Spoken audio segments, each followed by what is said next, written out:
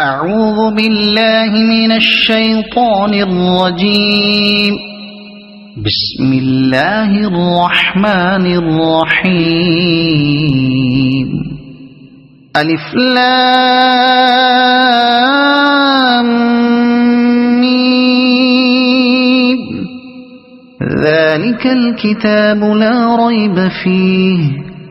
هدى للمتقين الذين يؤمنون بالغيب ويقيمون الصلاة ومما رزقناهم ينفقون والذين يؤمنون بما أنزل إليك وما أنزل من قبلك وبالآخرة هم يوقنون أولئك على هدى من ربهم وأولئك هم المفلحون. إن الذين كفروا سواء عليهم أأنذرتهم أم لم تنذرهم لا يؤمنون. ختم الله على قلوبهم وعلى سمعهم وعلى أبصارهم غشاوة ولهم عذاب عظيم. ومن الناس من يقول آمنا بالله وباليوم الآخر وما هم بمؤمنين يخادعون الله والذين آمنوا وما يخدعون إلا أنفسهم وما يشعرون. في قلوبهم مرض فزادهم الله مرضا ولهم عذاب أليم بما كانوا يكذبون. وإذا قيل لهم لا تفسدوا في الأرض قالوا إنما نحن مصلحون. ألا إنهم هم المفسدون ولكن لا يشعرون. وإذا قيل لهم آمنوا كما آمن الناس قالوا أنؤمن كما آمن السفهاء. ألا إنهم هم السفهاء ولكن لا يعلمون. وإذا لقوا الذين آمنوا قالوا آمنا وإذا خلوا إلى شياطينهم قالوا إنا معكم إنما نحن مستهزئون.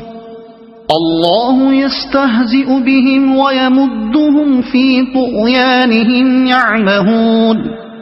أولئك الذين اشتروا الضلالة بالهدى فما ربحت تجارتهم وما كانوا مهتدين. مثلهم كمثل الذي استوقد نارا فلما أضاءت ما حوله ذهب الله بنورهم وتركهم في ظلمات لا يبصرون. صم بكم عمي فهم لا يرجعون. أو كصيب من السماء فيه ظلمات ورعد وبرق يجعلون أصابعهم في آذانهم من الصواعق حذر الموت والله محيط بالكافرين. يكاد البرق يخطف أبصارهم كلما أضاء لهم مشوا فيه وإذا أظلم عليهم قاموا ولو شاء الله لذهب بسمعهم وأبصارهم إن الله على كل شيء قدير يا أيها الناس اعبدوا ربكم الذي خلقكم والذين من قبلكم لعلكم تتقون الذي جعل لكم الأرض فراشا والسماء بناء وأنزل من السماء ماء فأخرج به من الثمرات رزقا لكم فلا تجعلوا لله أندادا وأنتم تعلمون وإن كنتم في ريب مما نزلنا على عبدنا فأتوا بسورة من مثله وادعوا شهداءكم من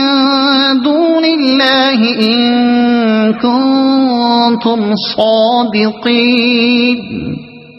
فإن لم تفعلوا ولن تفعلوا فاتقوا النار التي وقودها الناس والحجارة أعدت للكافرين وبشر الذين آمنوا وعملوا الصالحات أن لهم جنات تجري من تحتها الأنهار كلما رزقوا منها من ثمرة رزقا قالوا هذا الذي رزقنا من قبل وأتوا به متشابها ولهم فيها أزواج مطهرة وهم فيها خالدون إن الله لا يستحيي أن يضرب مثلا ما بعوضة فما فوقها فأما الذين آمنوا فيعلمون أنه الحق من ربهم وأما الذين كفروا فيقولون ماذا أراد الله بهذا مثلا يضل به كثيرا ويهدي به كثيرا وما يضل به إلا الفاسقين الذين ينقضون عهد الله من بعد ميثاقه ويقطعون ما أمر الله به أن يوصل ويفسدون في الأرض أولئك هم الخاسرون كيف تكفرون بالله وكنتم أمواتا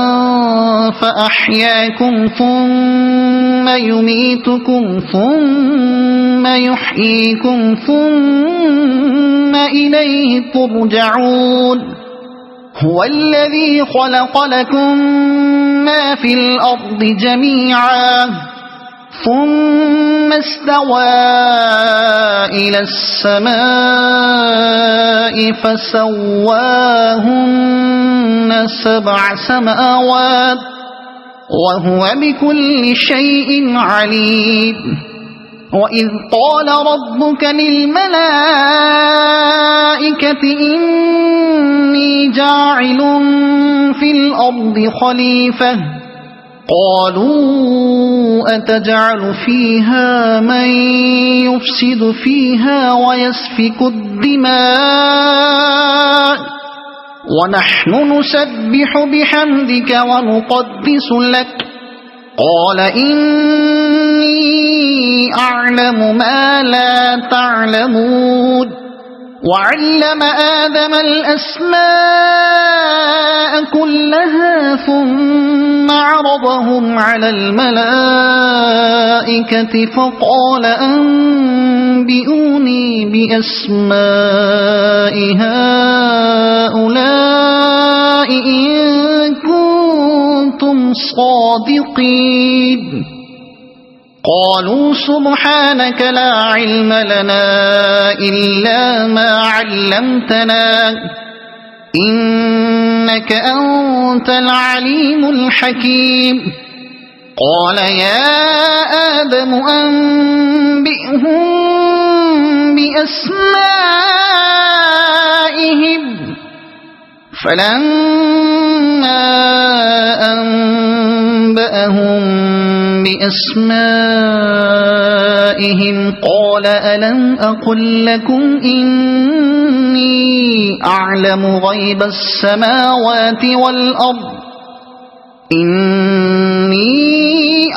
غيب السماوات والأرض وأعلم ما تبدون وما كنتم تكتمون وإذ قلنا للملائكة اسجدوا لآدم فسجدوا إلا إبليس أبى واستكبر وكان من الكافرين وقلنا يا آدم اسكن أنت وزوجك الجنة وكلا منها رغدا حيث شئتما ولا تقربا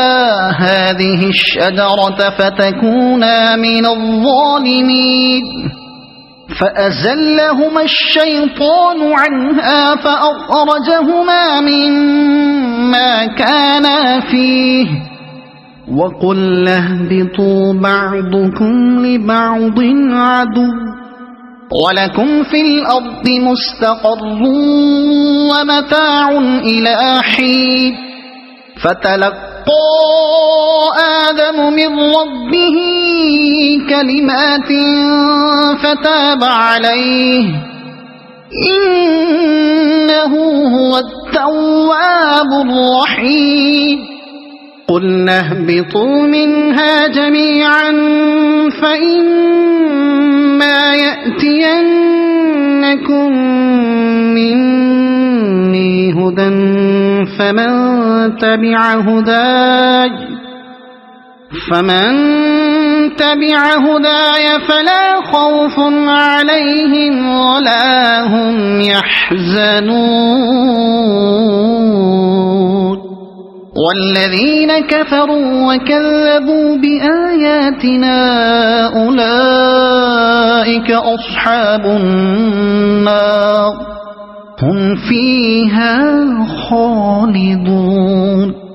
يا بني إسرائيل اذكروا نعمتي التي أنعمت عليكم وأوفوا بعهدي أوف بعهدكم وإياي فارهبون وآمنوا بما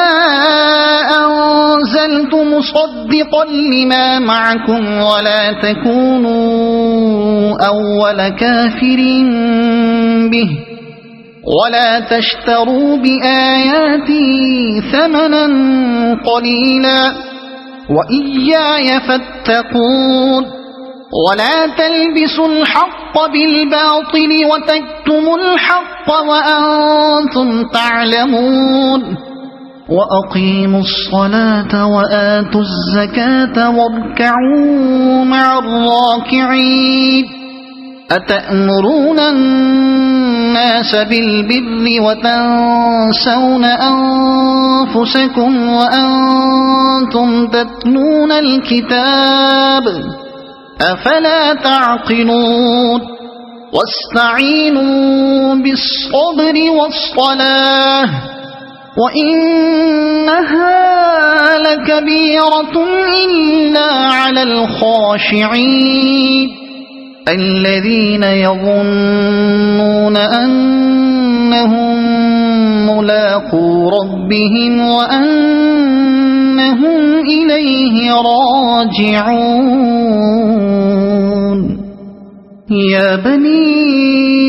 إسرائيل اذكروا نعمتي التي أنعمت عليكم وأني فضلتكم على العالمين واتقوا يوما لا تجزي نفس عن نفس شيئا ولا يقبل منها شفاعة ولا يؤخذ منها عدل ولا هم ينصرون وإذ نجيناكم من آل فرعون يسومونكم سوء العذاب يذبحون أبناءكم ويستحيون نساءكم وفي ذلكم بلاء من ربكم عظيم وإذ فرقنا بكم البحر فأنجيناكم وأغرقنا آل فرعون وأنتم تنظرون وإذ واعدنا موسى 40 ليلة ثم اتخذتم العجل من بعده وأنتم ظالمون ثم عفونا عنكم من بعد ذلك لعلكم تشكرون وإذ آتينا موسى الكتاب والفرقان لعلكم تهتدون وإذ قال موسى لقومه يا قوم إنكم ظلمتم أنفسكم باتخاذكم العجل فتوبوا إلى بارئكم فاقتلوا أنفسكم ذلكم خير لكم عند بارئكم فتاب عليكم إنه هو التواب الرحيم وإذ قلتم يا موسى لن نؤمن لك حتى نرى الله جهرة فأخذتكم الصاعقة وأنتم تنظرون ثم بعثناكم من بعد موتكم لعلكم تشكرون وظللنا عليكم الغمام وأنزلنا عليكم المن والسلوى كلوا من طيبات ما رزقناكم وما ظلمونا ولكن كانوا أنفسهم يظلمون وإذ قلنا ادخلوا هذه القرية فكلوا منها حيث شئتم رغدا وادخلوا الباب سجدا وقولوا حطة نغفر لكم خطاياكم وسنزيد المحسنين فبدل الذين ظلموا قولا غير الذي قيل لهم فأنزلنا على الذين ظلموا رجزا من السماء بما كانوا يفسقون وإذ استسقى موسى لقومه فقلنا اضرب بعصاك الحجر فانفجرت منه 12 عينا قد علم كل أناس مشربهم كلوا واشربوا من رزق الله ولا تعثوا في الأرض مفسدين وإذ قلتم يا موسى لن نصبر على طعام واحد فادع لنا ربك يخرج لنا مما تنبت الأرض من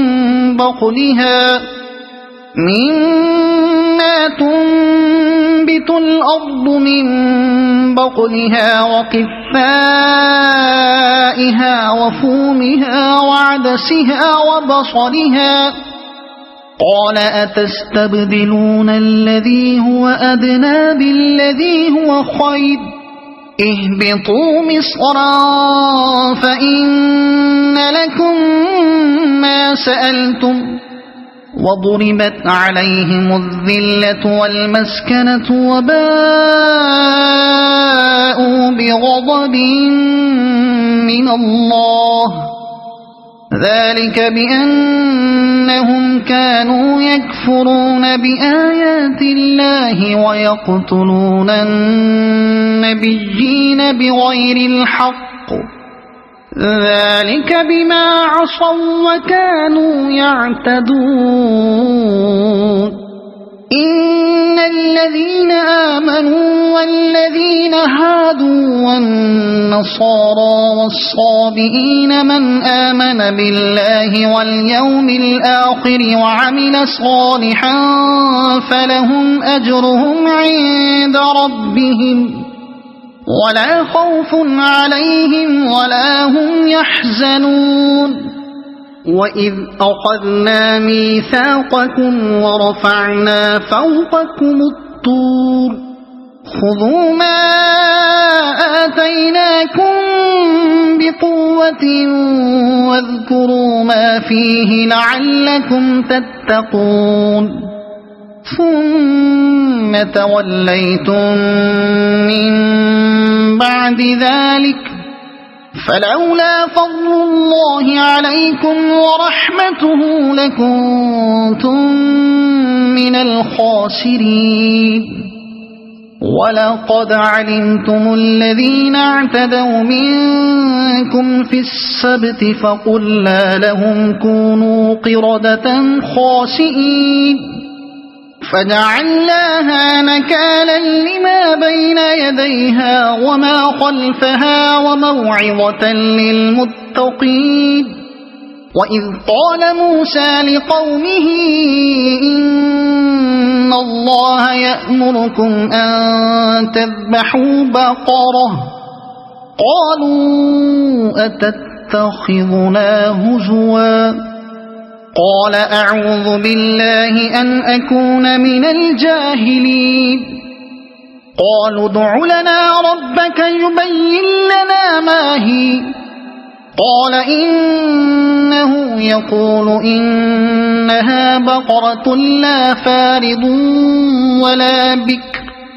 عوان بين ذلك فافعلوا ما تؤمرون قالوا ادع لنا ربك يبين لنا ما لونها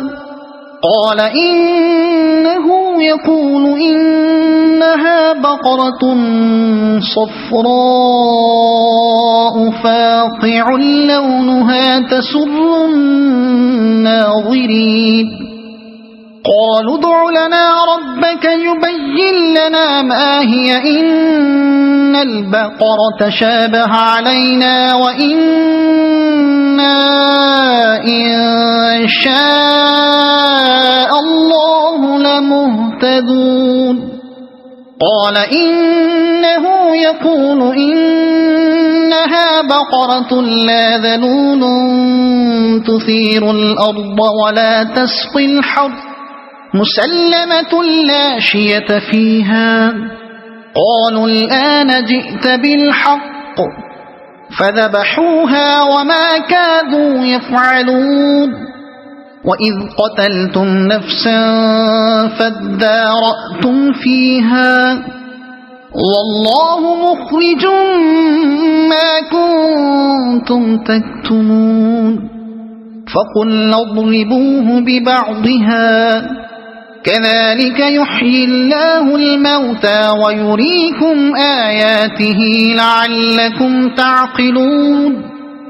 ثم قست قلوبكم من بعد ذلك فهي كالحجارة أو أشد قسوة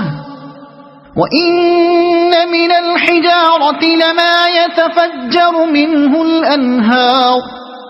وإن منها لما يشقق فيخرج منه الماء وإن منها لما يهبط من خشية الله وما الله بغافل عما تعملون أفتطمعون أن يؤمنوا لكم وقد كان فريق منهم يسمعون كلام الله ثم يحرفونه من بعد ما عقلوه وهم يعلمون وإذا لقوا الذين آمنوا قالوا آمنا وإذا خلا بعضهم إلى بعض قالوا أتحدثونهم بما فتح الله عليكم ليحاجوكم به عند ربكم أفلا تعقلون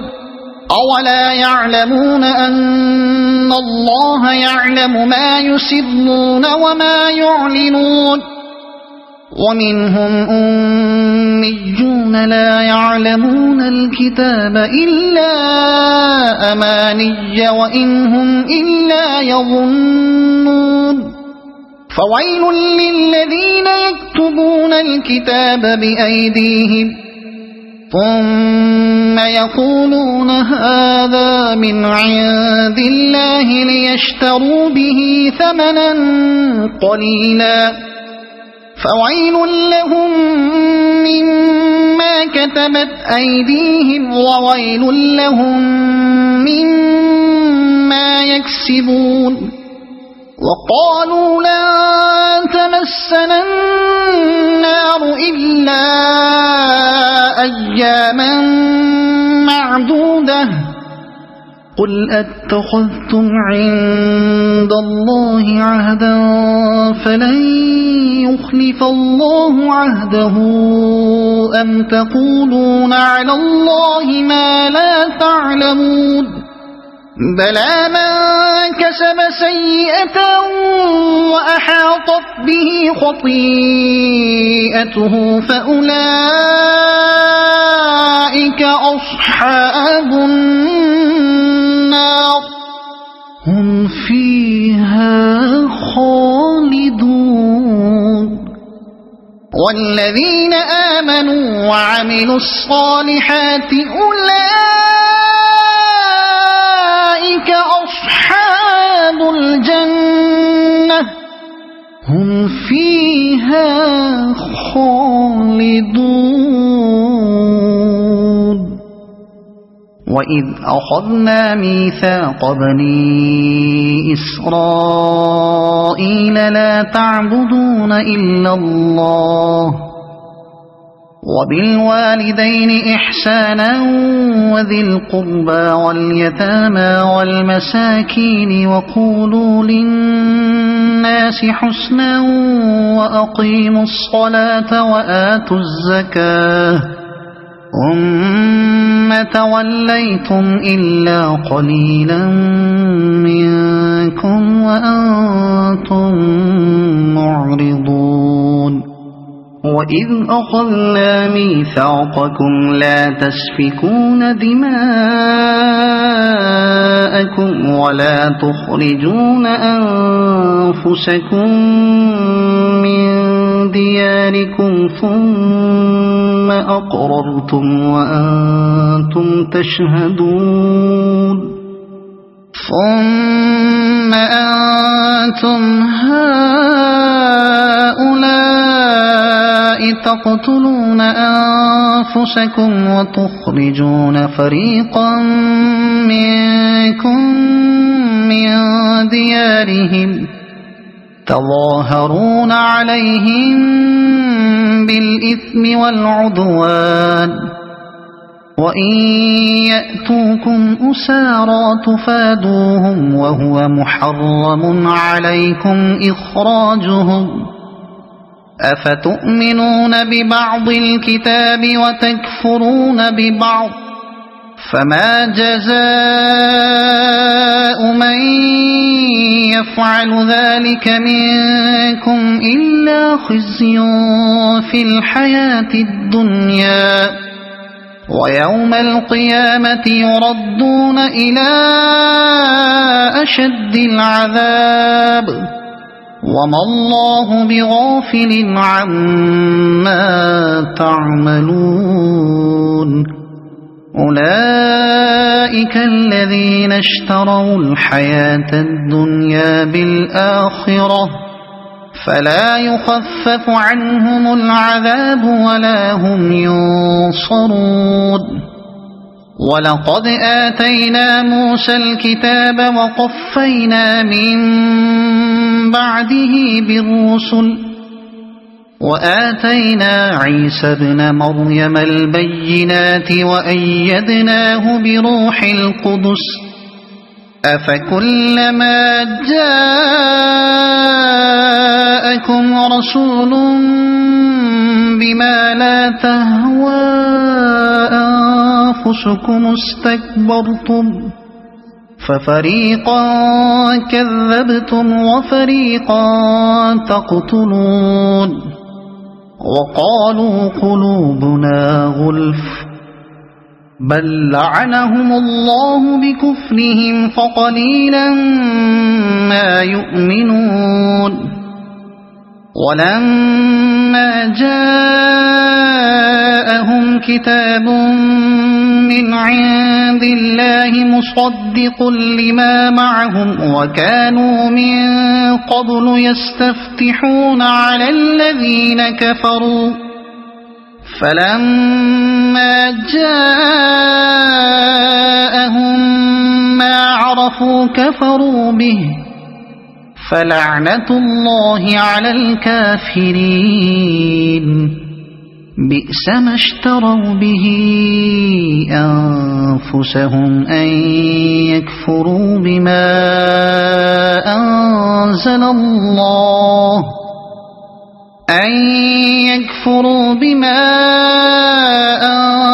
الله بغيا أن ينزل الله من فضله على من يشاء من عباده فباءوا بغضب على غضب وللكافرين عذاب مهين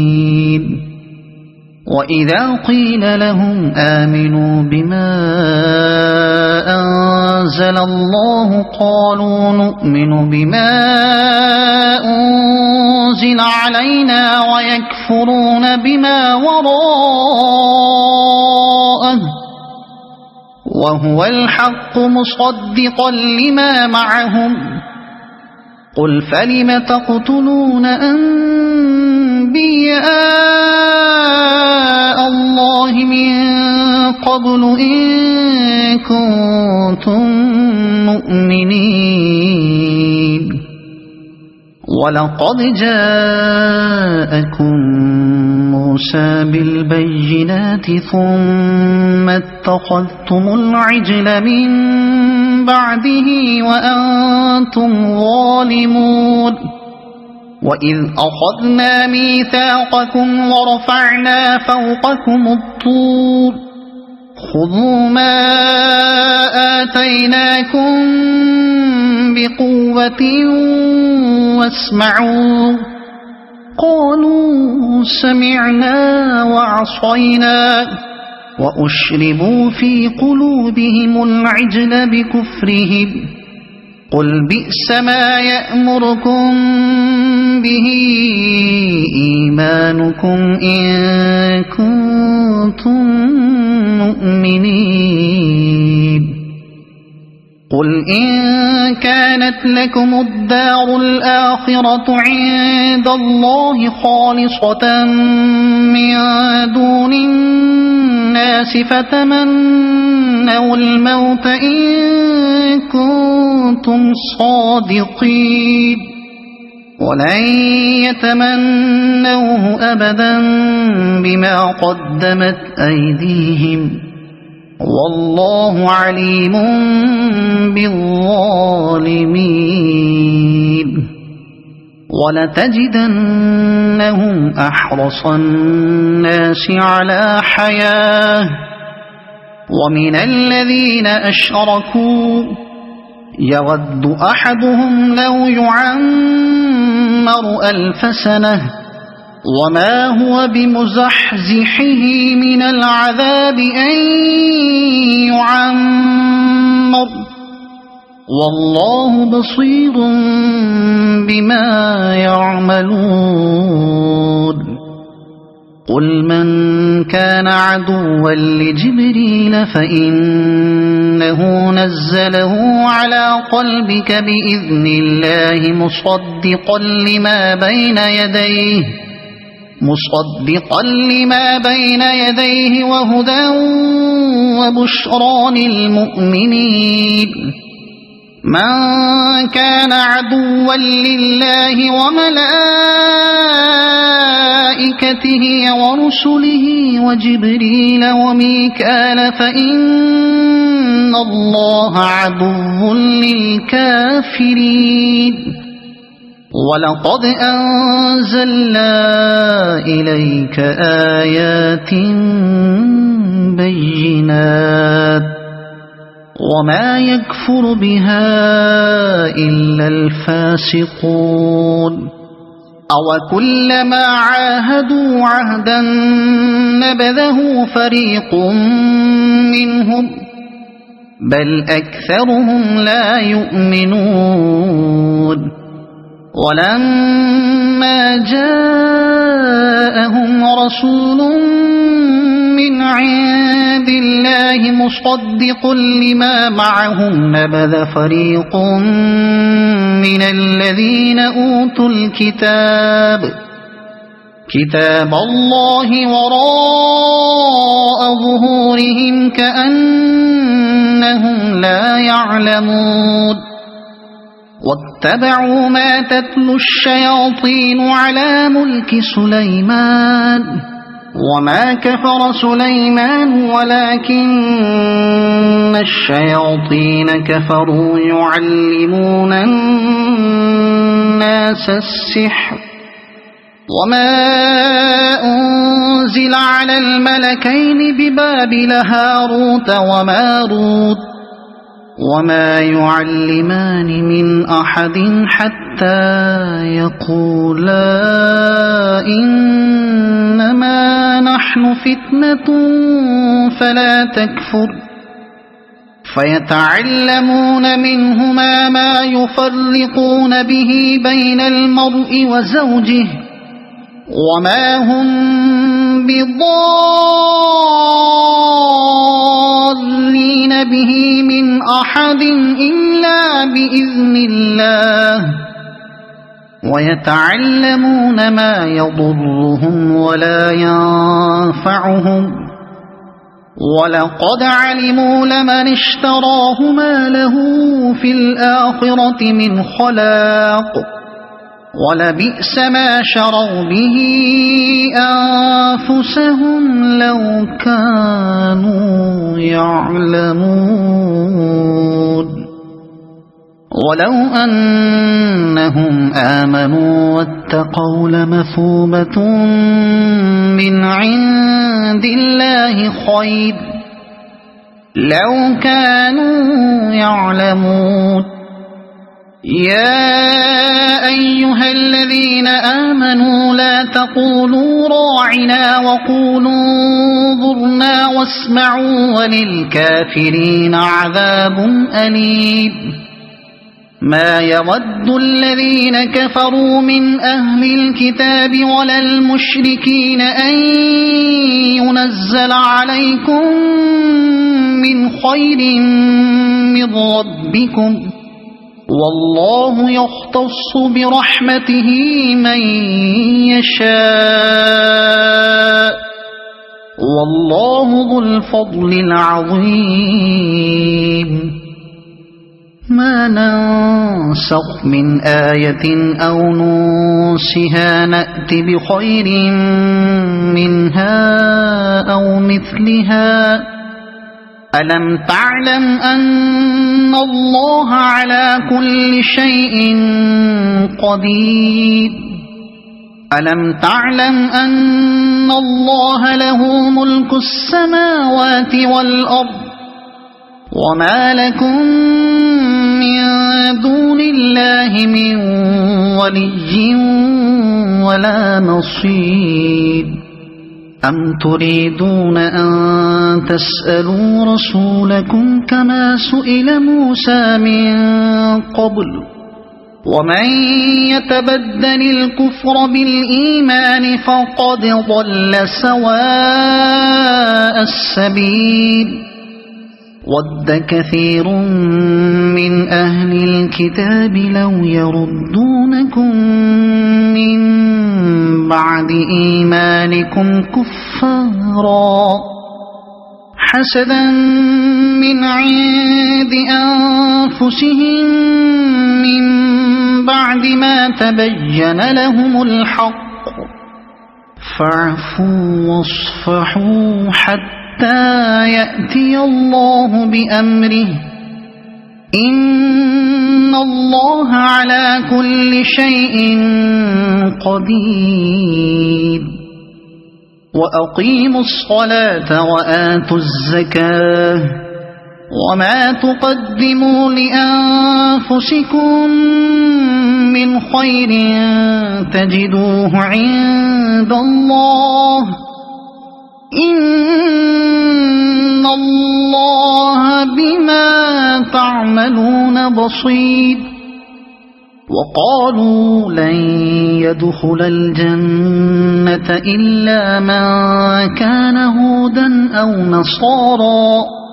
تلك أمانيهم قل هاتوا برهانكم إن كنتم صادقين بلى من أسلم وجهه لله وهو محسن فله أجره عند ربه ولا خوف عليهم ولا هم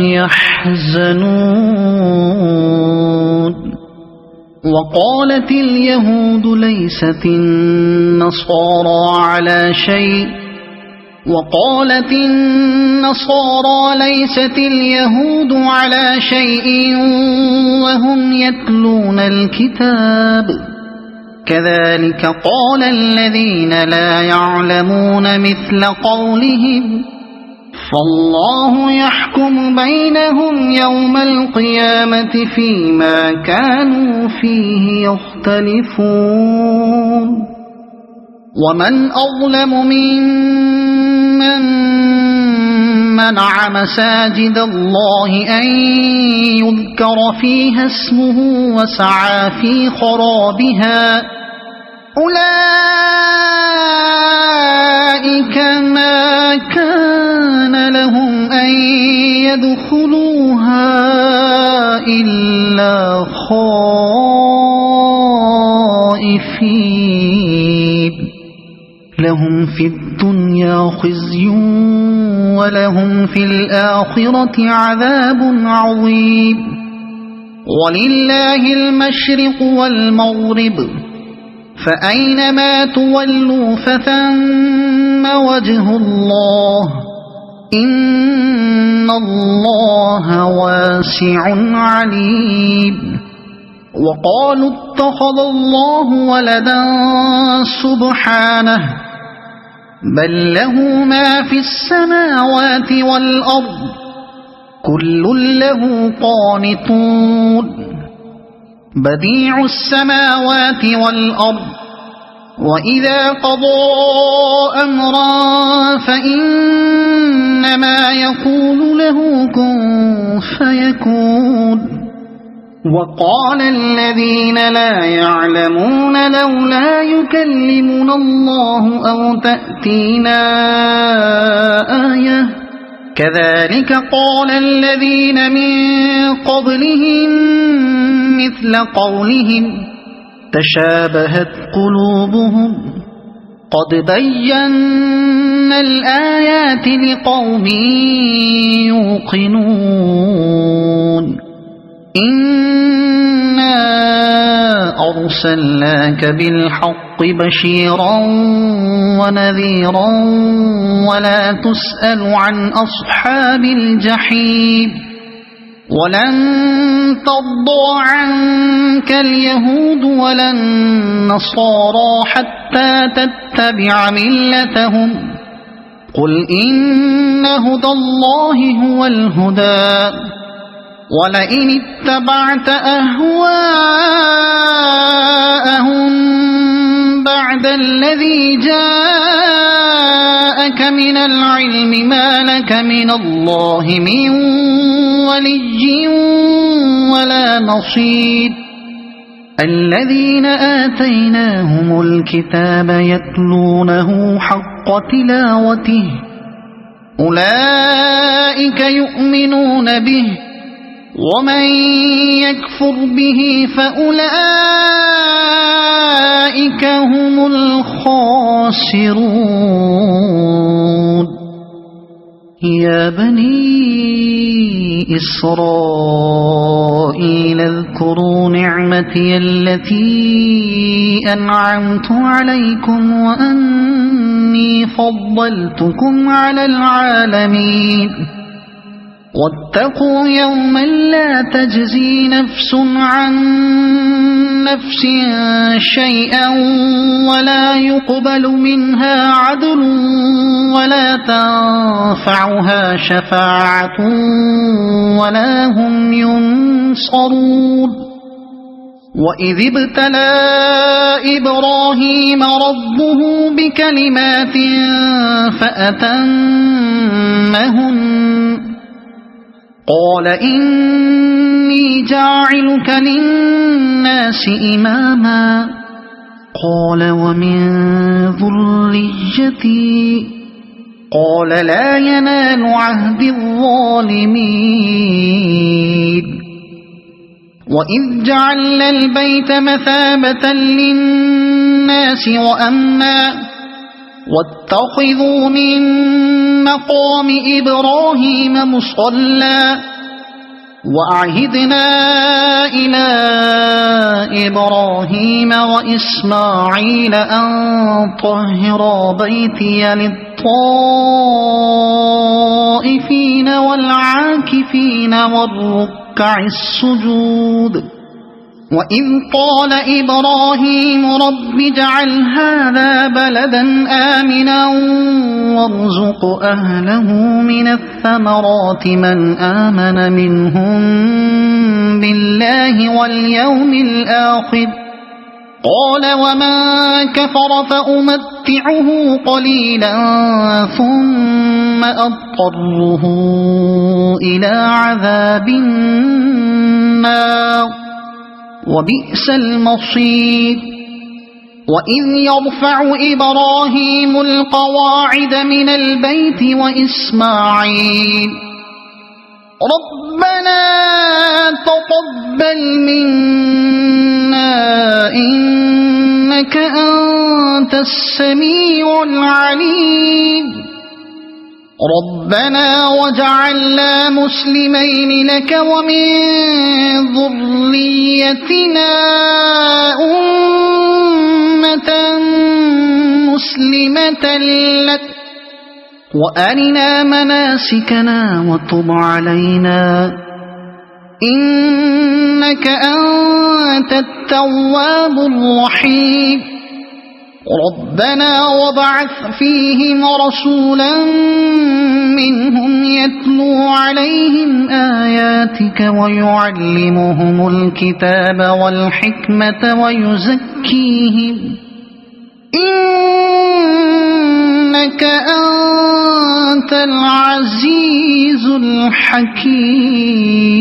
الحكيم ومن يرغب عن ملة إبراهيم إلا من سفه نفسه ولقد اصطفيناه في الدنيا وإنه في الآخرة لمن الصالحين إذ قال له ربه أسلم قال أسلمت لرب العالمين ووصى بها إبراهيم بنيه ويعقوب يا بني إن الله اصطفى لكم الدين فلا تموتن إلا وأنتم مسلمون أم كنتم شهداء إذ حضر يعقوب الموت إذ قال لبنيه ما تعبدون من بعدي قالوا نعبد إلهك وإله آبائك إبراهيم وإسماعيل وإسحاق إلها واحدا ونحن له مسلمون تلك أمة قد خلت لها ما كسبت ولكم ما كسبتم ولا تسألون عما كانوا يعملون وقالوا كونوا هودا أو نصارى تهتدوا قل بل ملة إبراهيم حنيفا وما كان من المشركين قولوا آمنا بالله وما أنزل إلينا وما أنزل إلى إبراهيم وإسماعيل وإسحاق وما أنزل إلى إبراهيم وإسماعيل وإسحاق ويعقوب والأسباط وما أوتي موسى وعيسى وما أوتي النبيون من ربهم لا نفرق بين أحد منهم ونحن له مسلمون فإن آمنوا بمثل ما آمنتم به فقد اهتدوا وإن تولوا فإنما هم في شقاق فسيكفيكهم الله وهو السميع العليم صبغة الله ومن أحسن من الله صبغة ونحن له عابدون قل أتحاجوننا